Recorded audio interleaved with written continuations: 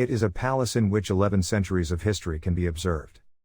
The High Middle Ages, Islamic art and the remains of the Castilian conquest are palpable in the architecture of this palace. Likewise, as it was built in different historical stages, it is also possible to observe details of the Renaissance, Baroque, Gothic and even Mannerist styles. It was declared a World Heritage Site by UNESCO in 1987 and still serves as a royal residence. Members of the Spanish monarchy reside there when they visit Seville. This makes it the oldest royal palace in use in Europe. Without a doubt, it is essential to visit it for its great cultural and artistic wealth. 2. Plaza de Espana. It was declared a site of cultural interest and historical heritage of Spain. It is not for less, since it encompasses a lot of history in all its elements. It has a semi-elliptical shape that symbolizes the embrace that Spain gives to its former American territories, today independent of the mother country, with a wide and beautiful ceramic decoration. The gallery ceilings are coffered supported by marble columns, while the square's canal has 4 bridges that represent the ancient kingdoms of Spain, in Europe, America, Africa and Asia. As if all this were not enough, the 74 meters the 2 Baroque towers that flank it make it even more spectacular. 3. Catedral de Santa Maria de la Seda. It is the largest Christian Gothic cathedral in the world. It was declared an asset of outstanding universal value. Its history dates back to the Almohad period when a caliph ordered the construction of a great mosque. You can still see remains of this construction, since the San is still preserved under the name of Patio de los Naranjos. The height of the Giralda gives it a grandiose character. 4. La Giralda.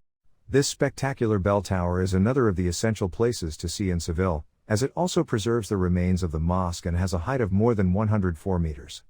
Incredible. Thus, the lower 2/3 of the tower correspond to the 12th century minaret, during the Almohad period, while the upper parts originate from the Christian period, from the 13th century on.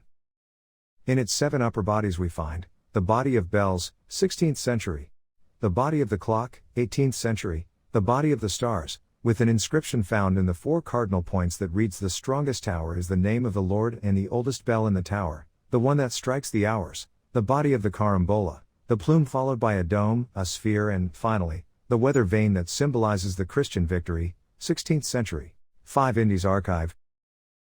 It is very close to the cathedral. The origin of this building dates back to 1785, when King Carlos III ordered it to be built. The objective was to centralize in a single place the documentation referring to the administration of the Spanish colonies. It has a square shape in which the central patio stands out. Furthermore, its foundations were laid on a Roman podium. A curious fact about this building is that it is still the seat of the municipal archive. 6 Torre del Oro. It is an albarana tower located on the left bank of the Guadalquivir River. The first part of its construction was carried out in 1220 by an Almohad governor. The second by Pedro I el Cruel in the 14th century and the third in 1760 after the Lisbon earthquake. In addition, throughout history, it had different uses as a chapel or prison. It is currently in good condition and houses the Naval Museum of Seville. Although it was remodeled on several occasions, it maintains its historical character. The name of the Torre del Oro comes from the golden glow effect that it reflects in the Guadalquivir River. This shine is attributed to the mixture of pressed straw and lime mortar with which it is built. 7 Parque Maria Luisa. It was the first in Seville, inaugurated in 1914 as the Infanta Maria Luisa Fernanda Urban Park. The squares of Spain and America are integrated into this wonderful park. Without a doubt, it is the most beautiful park to see in Seville and an excellent option to take a walk and rest from the heat thanks to the large amount of vegetation found in it. In this part of the city and around the park we can also find the Museum of Popular Arts and Customs, as well as Plaza Espana. This park is the largest that Seville has, considered as its long and declared an asset of cultural interest of the nation in 1938, under the category of historic garden. 8. Sedesta Sevilla. The famous mushrooms of Seville, also known as Metropole Parasol, are the work of the architect Jürgen Meyer and today they constitute the largest wooden structure in the world, located in the Plaza de la Encarnación, an essential place to see in Seville both day and night, when the lights of the city play with their shapes. This structure has 5 levels of access to the general public, housing an archaeological museum, a tourist information point, the traditional market of the Plaza de la Encarnación, which was held in the square for centuries before, an elevated plaza, bar, walkways and its impressive 28.5-meter high viewpoint. An unforgettable ride. 9 Casa de Pallados.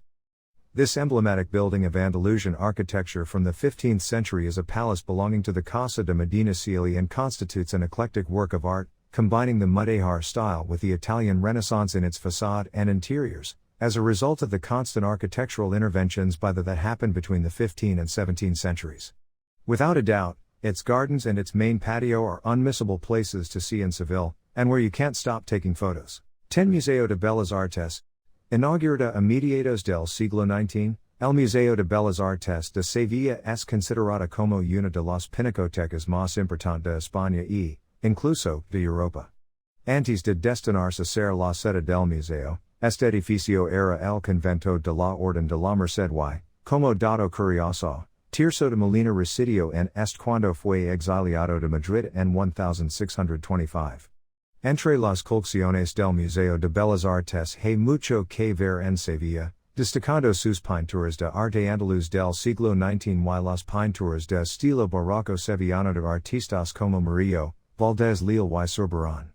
Además del pano de azulejos de Santas Justa y Rufina, del siglo XVII, y sus grandes claustros o patios, de los siglos XVI al XVIII.